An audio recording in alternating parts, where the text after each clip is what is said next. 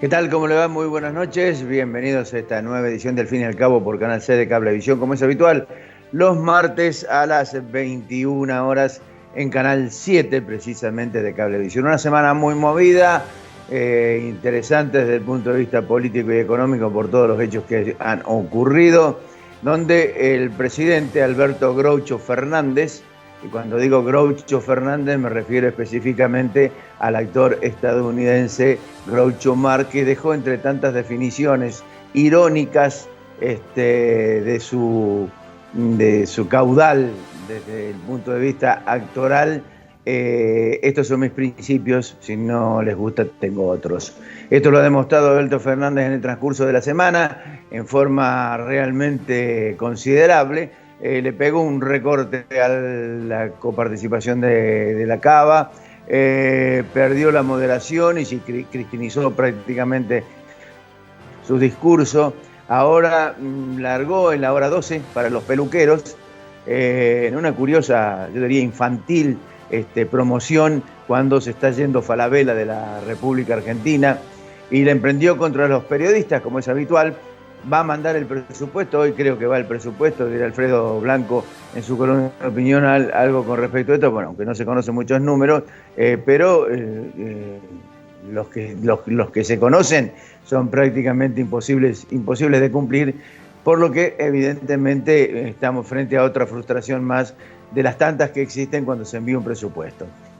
Hoy va a estar con nosotros, como es particularmente es habitual, Alfredo, hablando precisamente de los temas de la coparticipación.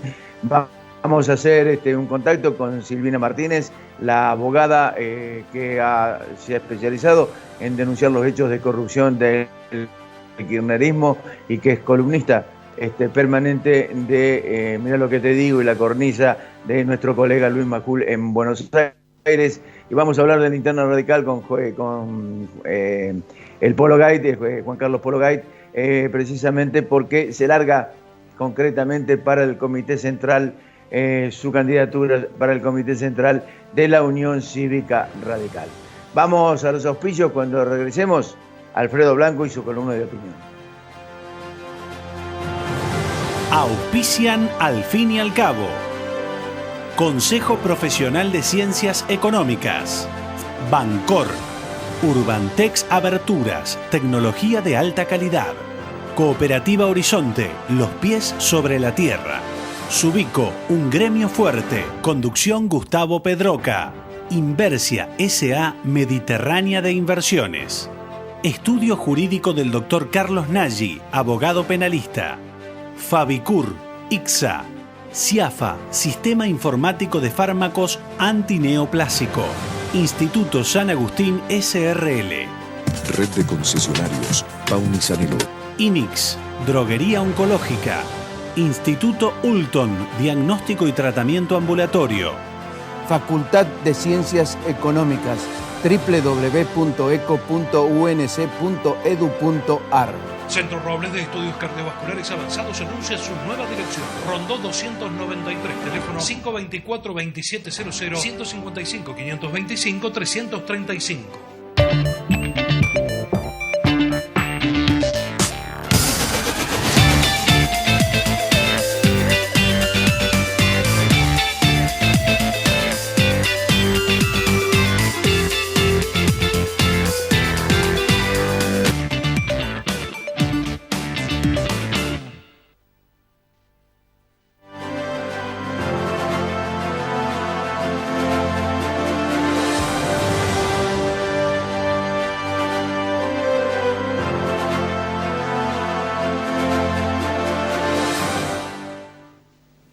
Bien, antes de presentar a Alfredo, como es habitual, la gacetilla de la Facultad de Ciencias Económicas para las Jornadas Internacionales de Finanzas Públicas que van a comenzar el miércoles 23 y jueves 24 de septiembre. Se van a realizar precisamente la edición 53 de las Jornadas Internacionales de Finanzas Públicas en la Facultad de Ciencias Económicas. Por primera vez las jornadas se harán en forma virtual.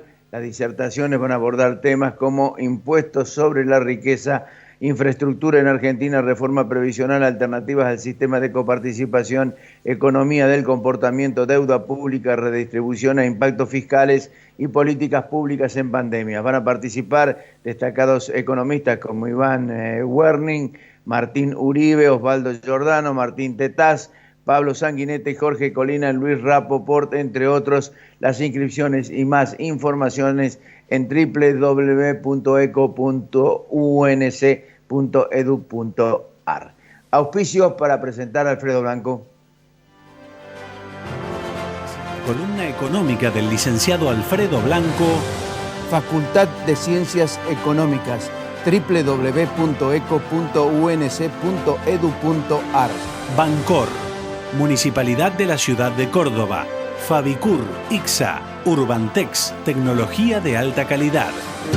Con tarjeta Dino Mastercard tenés descuentos todos los lunes del mes en indumentaria, deportes, electro, muebles y más. Seguinos en nuestras redes y sé el primero en conocer todas las promos. Con la tarjeta Dino Mastercard, agranda tu mundo. Gobierno de la provincia de Córdoba. Con Cordobesa, 12, 20 y 24 cuotas fijas en comercios y compras online. Más info en bancor.com.ar. 200 años. Hace 200 años, Córdoba obtenía su autonomía. Hace 200 años, elegíamos a nuestro primer gobernador. Hace 200 años, los cordobeses empezamos a forjar la primera constitución provincial. Hace 200 años, nacía nuestra amada provincia de Córdoba. 200 años. Un hombre, Juan Bautista Bustos, el primer gobernador de Córdoba elegido democráticamente. Este 18 de septiembre, los cordobeses conmemoramos a Juan Bautista Bustos. Conoce todas las actividades en cultura.cba. Gobierno de la provincia de Córdoba.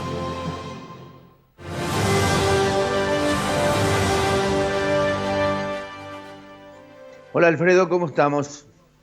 Muy bien, Ricardo. Como decías, en una semana en que ha habido muchísimas noticias, entre otras está el tema del presupuesto, que en realidad lo vamos a comentar el martes que viene, claro, pero que se han conocido algunos números, la idea que el dólar va a acompañar la inflación durante el año que viene, una inflación que el gobierno espera se reduzca de manera importante con relación a este año, con la idea de que va a haber más presión fiscal y se van a mantener las restricciones a la compra de moneda extranjera, el impuesto solidario, en fin.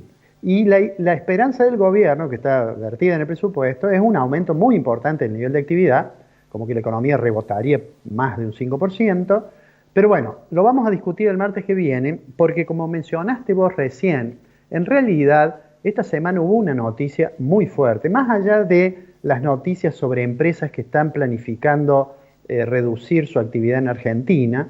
Digo, la noticia fuerte, lo que sorprendió diría casi todos los argentinos, fue la decisión del presidente de modificar el coeficiente de coparticipación federal de impuestos que recibe la Ciudad Autónoma de Buenos Aires. Uh-huh. Y quisiera, me voy a detener un poquito en esto por lo siguiente. El régimen de coparticipación en la Argentina es singularmente complejo. De hecho, entre los especialistas le llaman el laberinto de la coparticipación. ¿Y por qué esto es así? Bueno, porque Argentina no ha podido, después de la reforma constitucional del 94, tenía 2 años para sacar una nueva ley de coparticipación. La ley de coparticipación no es una ley cualquiera. Como el Estado Nacional en realidad es formado por voluntad de las provincias, esta es la realidad, entonces la ley de coparticipación es una ley que se llama ley convenio. La Constitución Nacional, que digamos, ha elevado la discusión de coparticipación a la categoría constitucional, en un artículo puntualiza que tiene que ser una ley convenio. ¿Qué quiere decir eso? Está dentro de las facultades del Congreso sancionarla, pero le exige mayorías especiales. No es simplemente la mitad más uno de los legisladores de cada cámara. No. Es mayoría absoluta. Pero además de eso, cada estado, cada provincia, tiene que aprobarla. Y esta es la razón probablemente por la cual desde la reforma constitucional, pasado 2 años, estamos incumpliendo lo que es la cláusula sexta de la Constitución. Pero dejemos por un momento eso y digamos, ¿cómo ha sido el proceso de la ley de coparticipación? Porque inicialmente no había leyes de coparticipación, pero en la crisis del 30, en aquella gran depresión del capitalismo de los años 30, se crearon una serie de impuestos y entre esos impuestos se dijo, bueno, van a tener alguna coparticipación, que no era tan importante como se ha ido con el correr de los años transformando. Esos impuestos fueron los impuestos internos, el impuesto a las ventas, el impuesto a los réditos, el impuesto a los réditos que se creó, digamos, por una circunstancia excepcional y que sin embargo todavía lo tenemos vigente como impuesto a las ganancias. Bueno, con el transcurrir de los años se crearon otros impuestos y las provincias comenzaron a participar en este régimen de coparticipación. ¿Cómo se hace? Bueno, lo que se hace es primero definir cuál es la masa coparticipable, es decir, en qué impuestos que tienen facultades tributarias concurrentes, la provincia y la nación los va a recaudar, pero los va a coparticipar. Esa es la masa coparticipable bruta, digamos, la suma de todo lo recaudado por impuestos coparticipables. A esa masa se le detraen algunos recursos para llegar a lo que es el monto neto a coparticipar. Entonces allí hay 2 instancias. Una es la distribución primaria. ¿Qué quiere decir eso? Dice, bueno, la nación se va a quedar, digamos, digo un número que no es el que está vigente, pero se va a quedar con el 47% y le va a dar a las provincias, digamos, el 51%, supongamos, ¿no? Y una diferencia va a crear algún fondo. Pero digo, entonces, la distribución primaria es cuánto va a la nación, básicamente, y cuánto va a las provincias. Y después está la distribución secundaria, que es el porcentaje de cada provincia dentro de la distribución secundaria. ¿Por qué he hecho este recorrido? Porque lo que hizo el presidente Fernández es algo que no está bien, como no estuvo bien cuando Macri también lo hizo. Pero, ¿por qué razón? Porque debe haber una ley para modificar los porcentajes. Digamos, hace unos días yo mencioné que había 3 aspectos que tenía esta decisión del presidente Fernández. Un aspecto que era constitucional, que personalmente creo que los especialistas deberán discutirlo, pero me parece que el artículo 75 de la Constitución es muy claro respecto de que no se puede modificar, si no es por una ley convenio, la coparticipación. Y si lo hiciera, además, a través de una ley del Congreso, sería por tiempo determinado. Está bien, alguien me diría, bueno, los tiempos determinados en materia tributaria acá siempre se han extendido ad infinitum. El caso más típico es de los impuestos que se crean por una sola vez y que después permanecen. Pero digo, entonces, constitucionalmente yo decía, me parece que tiene algunos puntos que son cuestionables, ¿no? Es decir, porque en realidad debería ser mediante el procedimiento legal, digamos. Tiene, creo yo, una cuestión política que me parece que es una torpeza, porque en realidad lo que se hace es fomentar más aún desencuentros. A mí me parece, digamos, que es sensible el presidente cuando siente él vergüenza, digamos, de vivir en Puerto Madero. Pero plantear una contradicción entre Buenos Aires, rico, y los pobres, me parece que no contribuye a algo que es esencial, que es tratar de constituir la unidad nacional, como dice nuestro preámbulo, ¿no? Entonces allí me parece que... Bueno, pero una persona me señaló en el Twitter, me dijo que yo no me iría con la misma vara porque Macri había hecho una modificación por decreto. Bueno, le recordé a esa persona que en aquella oportunidad nosotros dijimos que eso estaba mal. Pero más allá de eso, hay 2 cosas que habría que decir. La primera es que Macri, uno de los aumentos fue como consecuencia de transferencia de recursos de nación, los de seguridad, a la Ciudad Autónoma de Buenos Aires, y la Constitución establece que hay que transferir los recursos. El otro elemento, que me parece que también es importante, es que el hecho de que lo haya hecho y que uno pudiera cuestionarlo, aunque nadie lo cuestionó, no habilita a que si se cometió un error, esté bien después cometer otro error igual, ¿no? Claro. Entonces, y vamos entonces, digamos, a la cuestión técnica. Vos sabés que me puse a ver cómo habían evolucionado los recursos coparticipables en los últimos tiempos y me fijé durante el periodo de Macri. Durante el periodo de Macri, en realidad, aumentaron los recursos que iban a las provincias. ¿Por qué razón? Por 3 motivos. Porque la nación tuvo que devolver, restituir el 15% que estaba reteniendo de la masa bruta. Recordás que además hubo cuestiones judiciales sobre eso. Además porque le aumentó a la ciudad de Buenos Aires y además porque le restituyó, actualizó el fondo del conurbano de la provincia de Buenos Aires. Y cuando uno se fija, eso significaba un aumento de más o menos 9 puntos porcentuales en total. ¿Cómo se distribuyeron esos 9 puntos porcentuales? Bueno, entre 3,4 y 3,5 para Buenos Aires, 1,8 para la Ciudad Autónoma de Buenos Aires, y eso hace, y Córdoba menos todavía logró aumentar, de tal modo que la coparticipación de Córdoba, que era el 8,9%, pasó a ser el 8,6%. ¿Qué es lo que quiero decir con esto? Que la coparticipación, que ha sido tantas veces manoseada, ha llevado a esta situación que digo, cualquiera que entre a la página de la Comisión Federal de Impuestos y ponga ahí diagrama de la coparticipación, va a ver lo que es el laberinto de la coparticipación. Ahora, en realidad, deberíamos tender a que cada vez haya menos discrecionalidad para repartir los recursos. Porque ya Argentina tenemos una presión tributaria alta, pero además tenemos una distribución muy inequitativa de los recursos.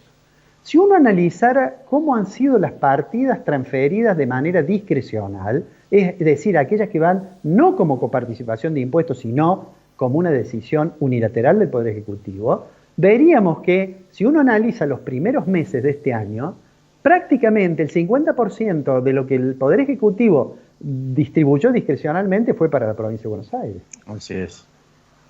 Entonces, digo, más allá de la discusión del error constitucional, de la torpeza política, hay un problema me parece a mí, de una deficiencia técnica en pensar cómo resolver un problema que por supuesto era gravísimo, porque los cordobeses guardamos recuerdo de lo que fue el conflicto policial de Córdoba.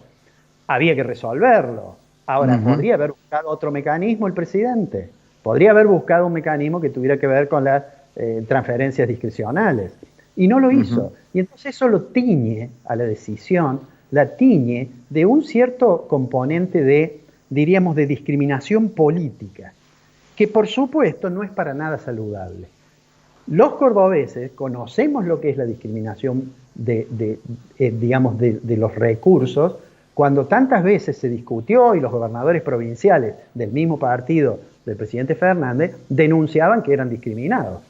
Varias veces la discusión sobre cómo el compromiso de financiamiento de parte del déficit de la Caja de Jubilaciones, varias veces en Córdoba. Y asimismo, Córdoba terminó haciendo un planteo judicial. Es una pena, creo yo, Ricardo. Es una pena porque da la impresión que no aprendemos y que desde el año 30 que hubo coparticipación, los gobiernos de distintos signos tendieron a caminar por un camino distinto. Es una lástima y me parece que esta película todavía no hemos visto el final. Pero bueno, lo veremos las próximas semanas. Alfredo, te mando un abrazo, nos encontramos la próxima semana. Te quiero decir una sola cosa más, que es lo que ahora ven en pantalla los televidentes. Por esas razones que acudí como título al refrán ese español, el que parte y reparte se queda con la mejor parte. Está muy bueno. Un abrazo, Alfredo, nos encontramos la semana que viene. Un abrazo. Cuando regresemos intentamos la comunicación con la doctora Silvina Martínez. Ya volvemos.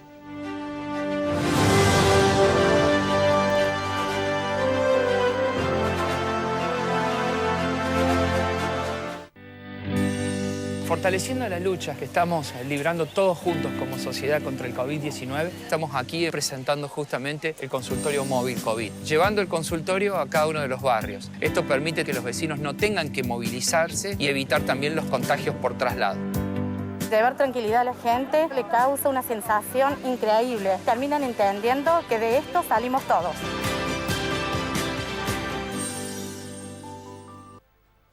Centro Tomografía Computada Córdoba Sociedad Anónima. Instituto Ulton, líder en diagnóstico por imágenes. Primer instituto de cirugía ambulatoria mínimamente invasiva del interior del país. Avenida Vélez Arfiel 562, Córdoba, Argentina. Teléfono 0351 426 7700.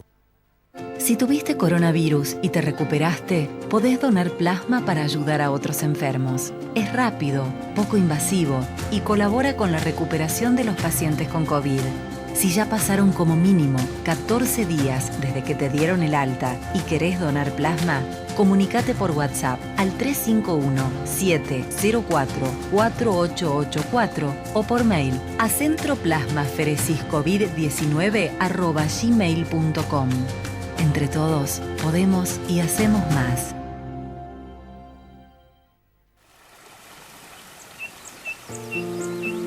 Cuando alejarte de todo vuelva a depender de tu deseo y tu decisión, los rincones mágicos de Córdoba estarán ahí para vos. Pueblitos históricos, artísticos y genuinos. Naturaleza plena y hospitalidad a escala humana. A minutos de la Córdoba que conocés, pero lejos, muy lejos. Rincones mágicos de Córdoba, mágicos de verdad. Centro Robles de Estudios Cardiovasculares Avanzados anuncia su nueva dirección. Rondó 293, teléfono 524-2700, 155-525-335. Consejo Profesional de Ciencias Económicas. Prestigiosa, inclusiva, precursora, innovadora, proyectada hacia el futuro. Facultad de Ciencias Económicas. Universidad Nacional de Córdoba.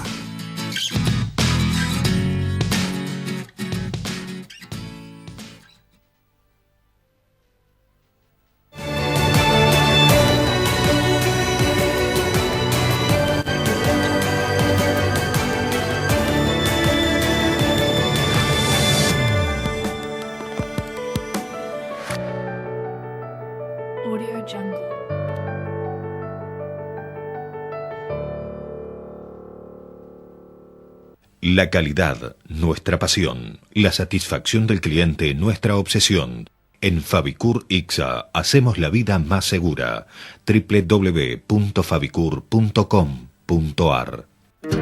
Con tarjeta Dino Mastercard tenés descuentos todos los lunes del mes en indumentaria, deportes, electro, muebles y más. Seguinos en nuestras redes y sé el primero en conocer todas las promos. Con la tarjeta Dino Mastercard, agranda tu mundo.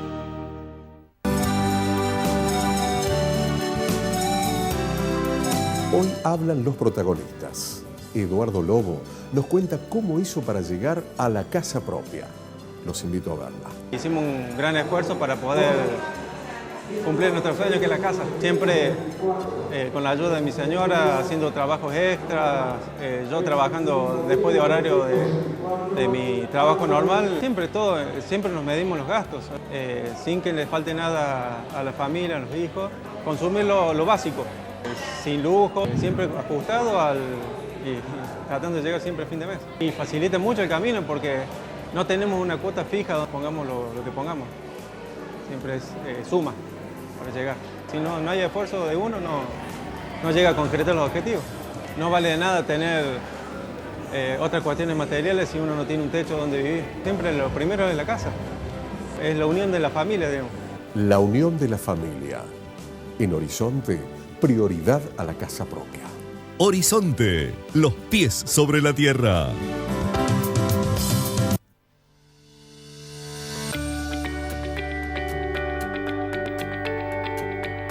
Nuevo Hospital Italiano Virtual. Ahora podés consultar de manera virtual a tu profesional de confianza, sin traslados, desde la comodidad de tu hogar.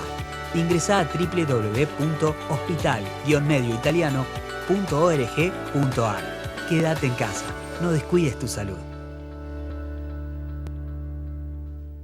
Eduardo Feynman, Nelson Castro, Martín Lieberman, Oscar González Oro, Babi Echecopar y Fernando Carnota están en Radio Rivadavia Córdoba, 87.9 FM. Todo lo que pasa, todo el día.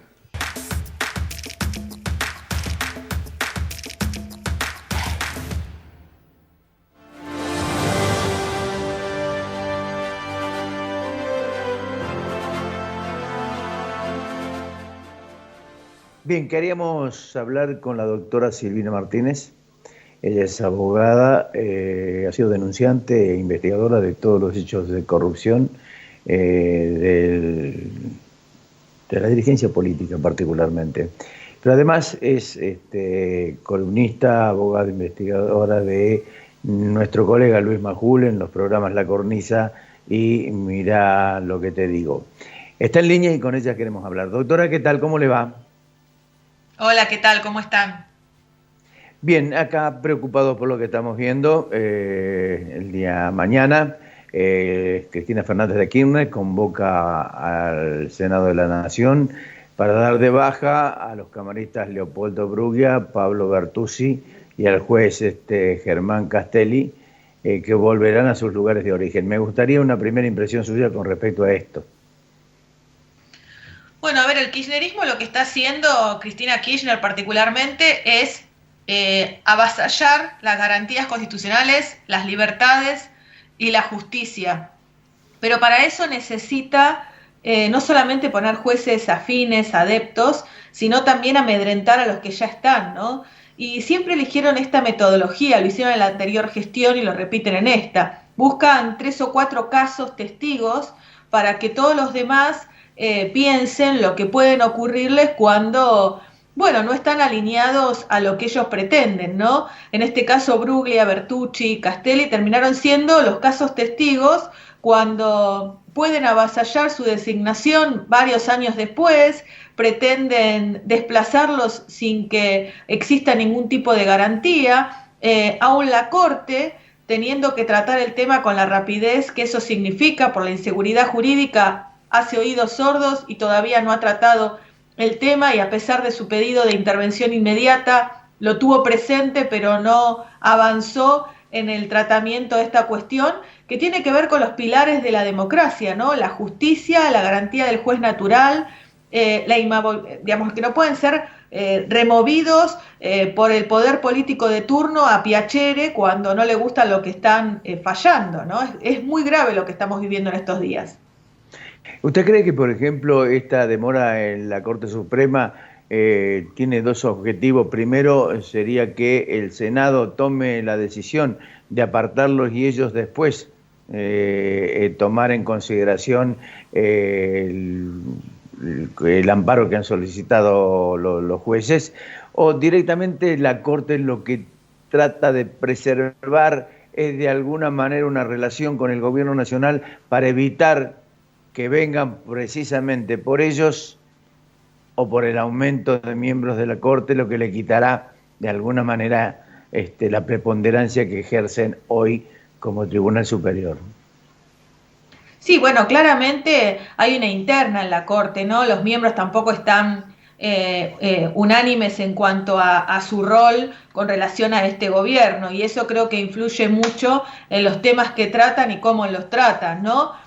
Y sí, lamentablemente el Poder Judicial siempre funcionó de forma corporativa y eso está bien. Me parece que en este momento están en un sálvese quien pueda, que es lamentable, pero creo que a la larga van a terminar alineándose porque el kirchnerismo, Cristina a la cabeza, no es que va por algunos jueces en particular, va por el avasallamiento de la justicia y de todos los jueces en general. Entonces, creo que a la medida de que no tomen conciencia de que tienen que tratar este tema, quizá esperen que el miércoles los desplacen y una vez que esto suceda, la semana que viene, la otra, traten la presentación y vuelvan para atrás la decisión del Senado. También es muy importante la reacción de la gente está manifestándose en las calles y no quiere estas medidas totalmente arbitrarias. Creo que si esto no se pone un límite a través de un poder de otro de los poderes, vamos a ver aumentando este descontento de la gente con lo que eso implica. ¿Qué cree que puede pasar con las causas que tienen precisamente estos 2 magistrados y el juez? Bueno, hay muchas causas que tienen estos 2 magistrados, que es necesaria la confirmación, muchos procesamientos de causas de corrupción. Olvidémonos las causas más importantes que ya conocemos y que están en la instancia de juicio oral. Pero además, vuelvo a insistir, no es solamente las causas que tengan arriba de su escritorio, sino es un mensaje para todo el Poder Judicial, para los jueces de los tribunales orales que están juzgando a Cristina Kirchner y a todos sus socios, para todo el resto de los jueces, para aquellos que se dignen a investigar una nueva denuncia con relación a los hechos que pueden ocurrir en el actual gobierno. Y yo le doy un ejemplo. El gobierno de Macri elevó una serie de nombramientos de jueces antes de irse. Este gobierno sacó ese listado y puso sus propios candidatos. Entre los candidatos, por ejemplo, hay funcionarios públicos. Hay una persona que es Martín Cormic, que está como candidato para ocupar un juzgado contencioso administrativo federal, aquellos juzgados que tienen que resolver sobre las decisiones que adopta el Poder Ejecutivo, que es funcionario del PAMI y fue inspector general de justicia y es militante kirchnerista. O sea, ese es el perfil de jueces que quieren colocar en esta colonización de la justicia. Doctora, ¿qué pasó con la devolución de la obra Cristóbal López? Bueno, ese es otro de los temas que estamos viviendo, ¿no? A ver, se trata de un acueducto de Chubut, Santa Cruz. Recordemos que en esa zona el agua es muy problemática. Era la optimización de este acueducto. En el año 2013 lo anuncia Cristina con un precio, con un valor determinado. En un año iba a estar terminado. 7 años después la obra está sin terminar. En el 2015 le dan sin licitación otra obra que no tenía nada que ver con la originaria, más plata, más plazo. El gobierno de Macri advierte a través de una auditoría de la SIGEN y de la Oficina Anticorrupción y del propio organismo, el ENOSA, que en realidad había sobreprecios, que había numerosas irregularidades. Entonces le rescinden la adjudicación y hacen una denuncia penal. En el 2019 terminan procesados por sobreprecios, defraudación a la administración pública con esta obra.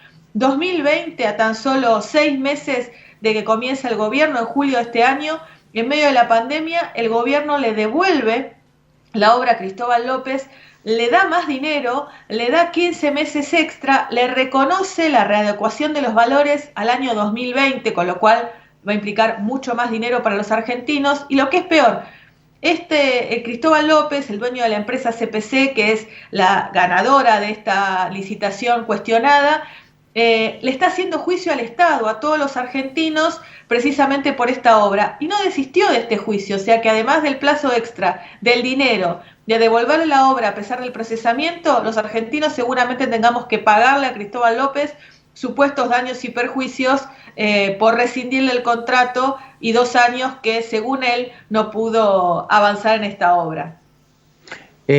Usted, la Oficina Anticorrupción, obviamente acá ni va a actuar. Usted ya lo denunció a Félix Kraus en su momento por haberse apartado como querellante de las causas. Es decir, estamos prácticamente desvalidos total y absolutamente de alguien que pueda controlar un episodio de esta naturaleza, ¿no? Sí, imaginemos que la Oficina Anticorrupción no va a denunciar, ni va a hacer, ni impulsa siquiera los juicios como querellante. La UIF lo hace lo propio, la FIP hace lo propio, hay una persecución muy grande hacia aquellos empleados públicos que fueron desplazados, que fueron, digamos, actuaron en el marco de sus funciones en el gobierno anterior, avanzando en las causas judiciales, hoy son desplazados, acosados, despedidos en muchos casos.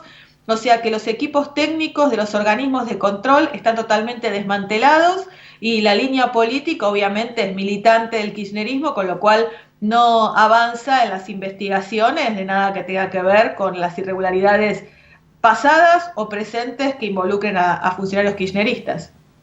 Doctora, quiero hacerle una consulta porque esto tiene mucho más que precisamente el avance sobre el periodismo, y particularmente sobre Luis Majul. Hablo de la Operación Pirincho, que esto esconde mucho más del simple ataque hacia un periodista. ¿Es así? Sí, totalmente. A ver, vuelvo a lo mismo. Ellos buscan modelos, ejemplos, como estamos viendo con Bruglia y Bertucci en los jueces, como vimos con Majul en el periodismo, como va a suceder con determinadas empresas, como pasó con Vicentín. Buscan ejemplos para que todos los demás sientan temor de ser los próximos que le puedan ocurrir esto, ¿no?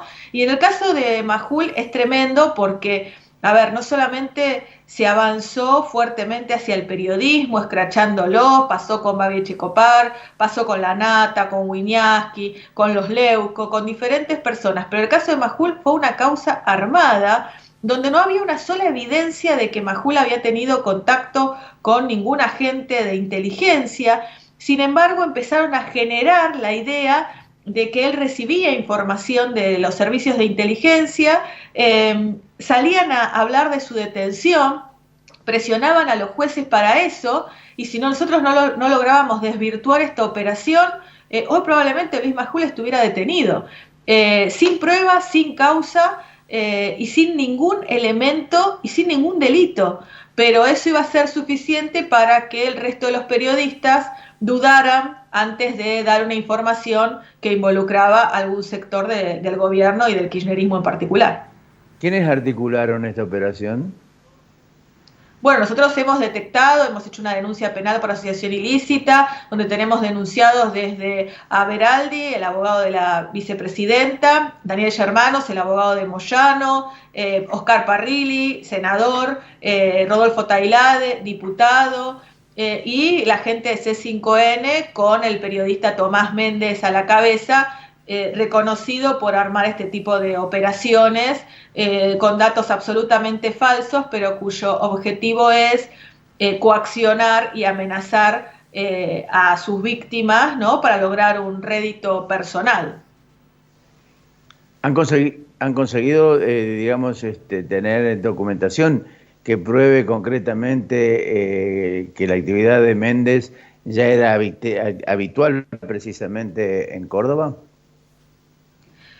Nos escribieron muchas personas, ¿no?, desde productores que habían trabajado con él, víctimas desde su trabajo en Córdoba, como también periodista con el mismo programa que nosotros estamos denunciando en C5N, que han vivido las mismas situaciones, y nos han llegado resoluciones judiciales donde ha sido condenado por daños y perjuicios por dar información falsa, como también involucrado en el suicidio de un policía por también haber sido víctima de información falsa de su parte, y procesado sin condena firme en una causa penal por el mismo hecho. Así que muchas personas se han comunicado con nosotros a raíz de la actuación de este periodista, que es digamos, no amparado con la libertad de prensa que utilizan los periodistas serios, ¿no? Doctora, por último, ¿en qué está hoy? ¿Qué está investigando? Bueno, no me dejan respiro. Si se puede saber.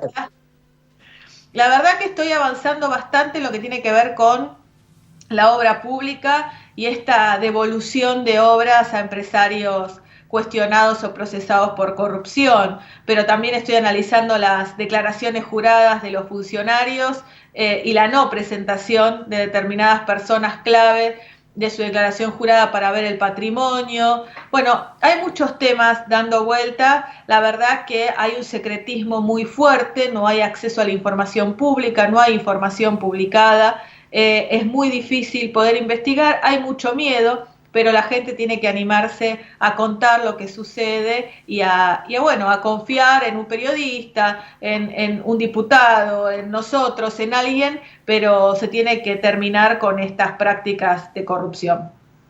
Le doy la última noticia, acaba de aparecer recién, la Corte se ha negado a actuar precisamente en este momento sobre el tema de Bruglia y de los magistrados y del juez.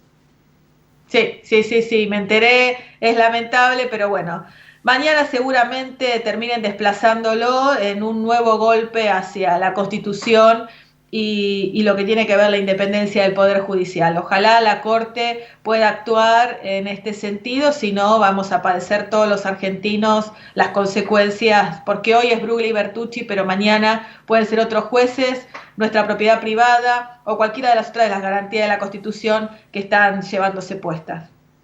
Doctora, le agradezco mucho, le agradezco su valentía en todos estos casos y bueno, agradecerle infinitamente este trabajo que usted viene realizando y la deferencia que ha tenido para ponerse en contacto con nosotros.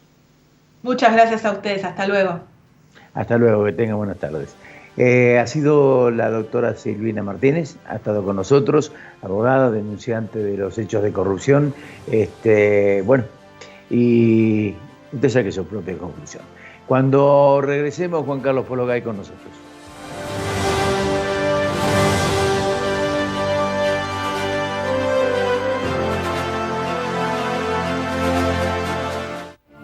«200 años. Hace 200 años, Córdoba obtenía su autonomía. Hace 200 años, elegíamos a nuestro primer gobernador. Hace 200 años, los cordobeses empezamos a forjar la primera constitución provincial. Hace 200 años, nacía nuestra amada provincia de Córdoba. 200 años. Un hombre, Juan Bautista Bustos, el primer gobernador de Córdoba elegido democráticamente. Este 18 de septiembre, los cordobeses conmemoramos a Juan Bautista Bustos. Conoce todas las actividades en cultura.cba. Gobierno de la provincia de Córdoba.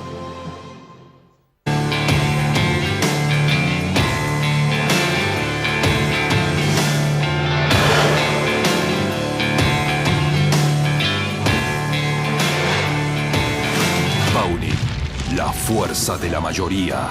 Centro Robles de Estudios Cardiovasculares Avanzados anuncia su nueva dirección. Rondó 293, teléfono 524-2700, 155-525-335. Con tarjeta Dino Mastercard tenés descuentos todos los lunes del mes en indumentaria, deportes, electro, muebles y más. Seguinos en nuestras redes y sé el primero en conocer todas las promos. Con la tarjeta Dino Mastercard, agranda tu mundo.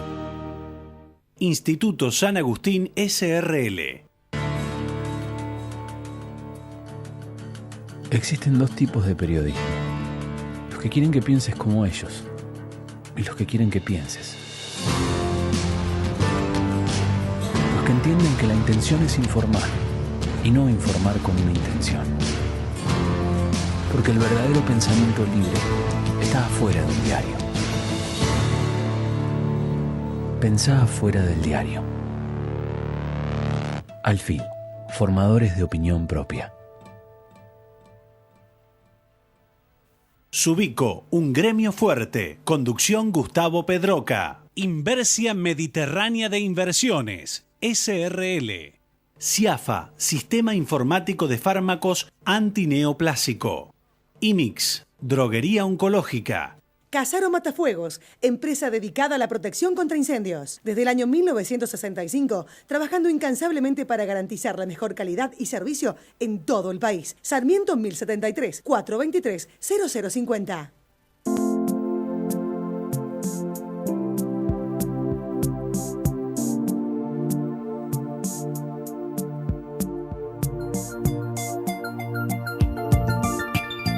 Hay un antes y un después en tu manera de ver las cosas. Descubrí tu mirada en High Definition. Novar. Ver mejor. Es posible. Organización Centro tiene el seguro exclusivo para tu auto al mejor precio garantizado. Desde 995 pesos, congelado para todo el 2020. 0810-777-2368. Organización Centro. Siempre la mejor opción. Canal C, 15 años. Estamos con vos.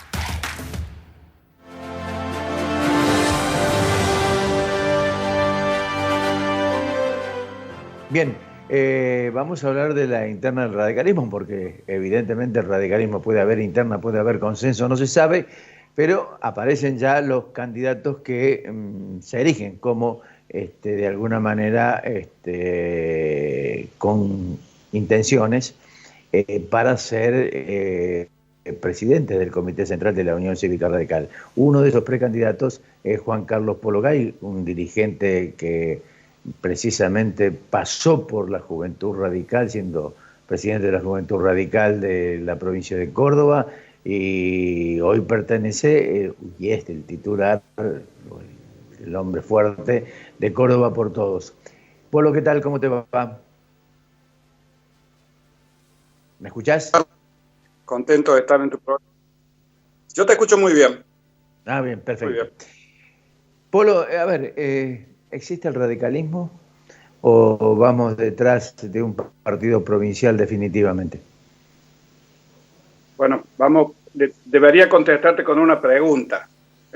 Yo sé que no se hace eso, pero necesito hacerlo porque vos creés que no está en jaque la libertad en el país. Sí, está en jaque. Los derechos individuales están en jaque. Totalmente. La ética está en jaque. Y no solamente la ética, no solamente la ética, sino que también hay una doble moral en la dirigencia. Exacto. Entonces, digamos, mucha corrupción, mucho olvido del hombre, mucho desamparo. En la medida que existan este tipo de reclamos que son permanentes, pero que hoy se agudizan, es imposible decir que el radicalismo no exista. El radicalismo existe como pensamiento y no me cabe ninguna duda que también va a existir durante mucho tiempo, porque son flagelos sociales que de vez en cuando los sectores fascistas aprovechan este tipo de situaciones para ponernos contra la pared, ¿no? Es posible que si lo vemos desde el punto de vista organizativo, creo que al radicalismo le falta mucha armonía, creo que le falta conducción, le falta organización, le falta sinceramiento. Yo no hablo de recambios porque, mira, hasta que no superemos a Ilia, a Sabatini, a Alfonsín, a Elpidio Torres, creo que los radicales pensar en hay que olvidarse del pasado, creo que no es así, creo que hay que acordarse del pasado y tratar de imitarlo fundamentalmente y sobre todo en épocas como esta, ¿no? Mira, hay una frase muy interesante que dice, se puede cerrar con la llave la puerta del pasado, pero lo que se debe abrir inmediatamente es la ventana del futuro. No, por supuesto, pero siempre reflejados en una historia. Lo que no se puede hacer es pensar de que la historia no vale nada y de que nuestros valores tienen que ser modificados. Los valores del radicalismo están presentes y fundamentalmente están, digamos, siendo reclamados. Hoy la gente reclama honestidad, hoy la gente reclama ética, hoy la gente reclama derechos, hoy la gente reclama libertades. Entonces es muy difícil decir que el radicalismo no existe. Sí reconozco que estamos muy desorganizados, en algunos casos desorientados, y fíjese que lo que pasa a nivel nacional con el radicalismo tiene su consecuencia directa de lo que le pasa al radicalismo de Córdoba, que siempre fue un faro nacional, ¿no?, dentro de la Unión Cívica Radical. Entonces, es muy gravitante y es muy importante lo que hagamos los radicales aquí en Córdoba como para que el radicalismo vuelva a ser lo que siempre fue a nivel nacional, una fuerza de respaldo de la ética. Es decir, conservar el partido político y conservar la identidad radical, es lo que pretenden ustedes. No, bueno, es que eso no se puede no conservar. Lo que se deben diferenciar las cosas son... Trato que siempre que no se confundan, los partidos políticos no están solamente para las elecciones, son usinas de ideas, son usinas ideológicas, son bases ideológicas que tiene una sociedad. Y entonces uno por ahí piensa de que los partidos políticos pierden identidad cuando se presentan en alguna alianza para ir a una elección. Esas son estrategias electorales para acceder al poder. Pero lo que no se puede perder nunca es la identidad porque no la pierde. Digamos, nuestra filosofía sigue siendo la misma. Cuando está en riesgo el sistema, cuando está en riesgo la república, uno busca sectores afines para digamos, de alguna forma crear alianzas, frentes para defender el sistema, pero no que el radicalismo vaya a perder su identidad porque haga una alianza, obviamente. Sigue siendo distintos partidos, ¿no? Interno consenso. A mí me encanta. Obviamente, a mí me gusta que votar. Yo he participado de varias internas. Y me gusta que elijan los afiliados y así debiera ser, debieran elegir los afiliados y tendríamos que darle una oferta electoral para que elijan. pero también hay que asumir una cuota de responsabilidad y hay que ser objetivo. Nosotros estamos pidiendo que se suspendan las elecciones en Río Cuarto, por ejemplo, porque creemos que es absolutamente imprudente convocar a votar en una situación como la que estamos viviendo, por lo que me parece imprudente hoy hablar de que vamos a poner una urna en cada pueblo de esta provincia para llamar a los afiliados a votar. Eso por una parte, o sea, en la opción, y obviamente uno quisiera que todos pudiéramos elegir y vamos a trabajar para eso. Por otro lado están las cuestiones objetivas, como te decía, que bueno, estamos frente a una situación extraña, difícil, compleja y que ha venido para quedarse durante mucho tiempo con nosotros. Por lo cual hay que tener mucha imaginación y ver cómo vamos a zanjar esta situación. Tal vez el radicalismo deba ir a un voto electrónico el día de mañana. Todavía no lo tenemos organizado porque no está organizado ni siquiera en el conjunto de la provincia por el gobierno. No sé si lo vamos a poder organizar nosotros. Lo que sí hay que tener en claro es que tenemos que cumplir los plazos que establece la ley, porque si somos defensores del sistema republicano, lo que no podemos hacer es decir, somos defensores del sistema republicano y a los partidos políticos los tratábamos como si fueran una cooperadora escolar.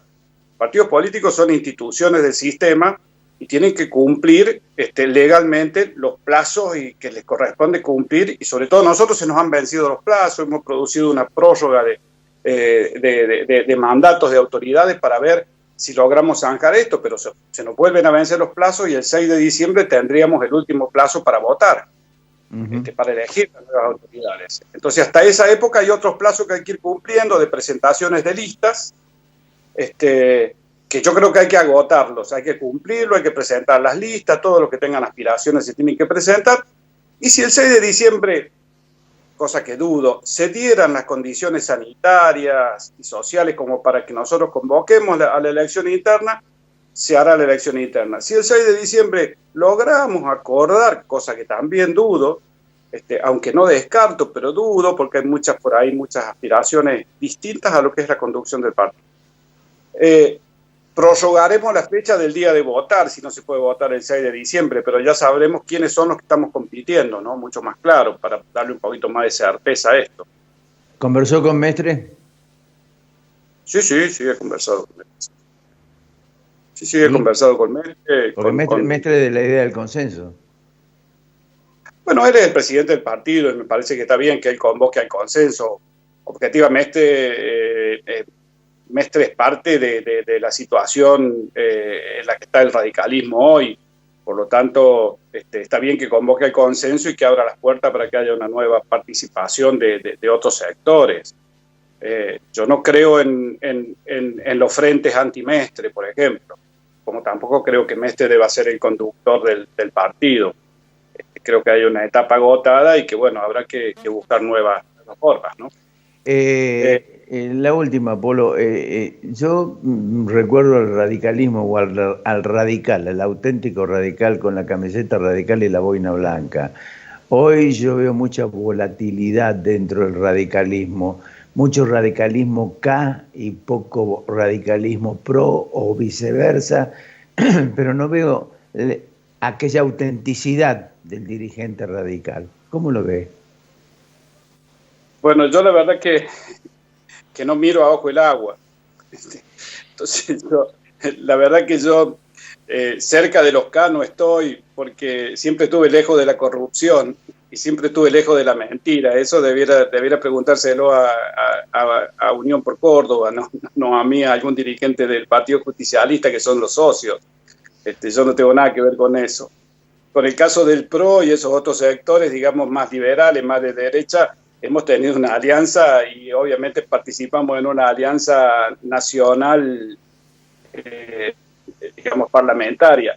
Pero bueno, nosotros seguimos siendo radicales con nuestras posiciones. Si hay algunos que confunden eso es porque tendrán confundidas sus ideas, pero yo creo que no hay que confundir alianza con pensamiento. El PRO tiene su pensamiento y la Unión Cívica Radical tiene su pensamiento. Nosotros somos un partido con mucha historia como para que se nos confunda tan rápidamente con lo nuevo.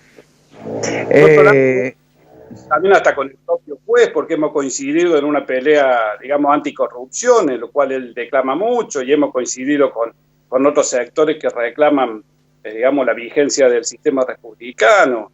Pero estas son coincidencias coyunturales y Dios quiera que se establecieran coincidencias básicas y trascendentales en un país que necesita encontrar un rumbo. Siquiera todos los sectores democráticos y populares lográramos encontrar un camino común. Es una gran apuesta a la que hay que seguir alimentando, pero siempre manteniendo y no hablo desde el punto de vista del sectarismo, hablo desde el punto de vista de las ideas. Mire, nosotros somos fundamentalmente la ética en función ideológica, y la ética aplicada en todos los aspectos, no solamente el no robarás, sino también en ser democrático, en ser respetuoso de las herramientas republicanas, en ser respetuosos de la gente. También eso es ética. No solamente es el hecho del no robarás, eso va de cajón, va de hecho. Polo, va como candidato al Comité Central. Sí. Voy a ir como candidato, soy candidato a presidente. Vamos a oficializar la lista ahora. La verdad que aspiro a ser el presidente del consenso, porque creo que hay que trabajar fuertemente para la unidad del radicalismo. No es verdad que vaya a haber un presidente de la unidad. La unidad va a ser un trabajo que va a haber que darse durante 2 años. Y el objetivo es unir al radicalismo para ver si terminamos con esta pandemia de mentiras y de corrupción que hacemos por Córdoba, en la provincia de Córdoba. Porque es una pandemia que tenemos en la provincia. Que mire, si les llegan a hacer un hisopado cuando se vayan del gobierno, les van a encontrar positivo corrupción al 90% de los que están integrando este gobierno en la provincia. Entonces, el radicalismo debe ser la columna vertebral de una nueva alternativa para Córdoba. Y cuando hablo de columna vertebral es porque solo no podemos. No solo tenemos que hacer lo que se hizo siempre cuando se quiso gobernar Córdoba y cuando se gobernó Córdoba. Córdoba no es de un partido político, Córdoba es de los cordobeses. Así lo interpretó Angelos, y por eso fue tan fuerte, que representábamos a distintos sectores y la columna vertebral era la Unión Cívica Radical.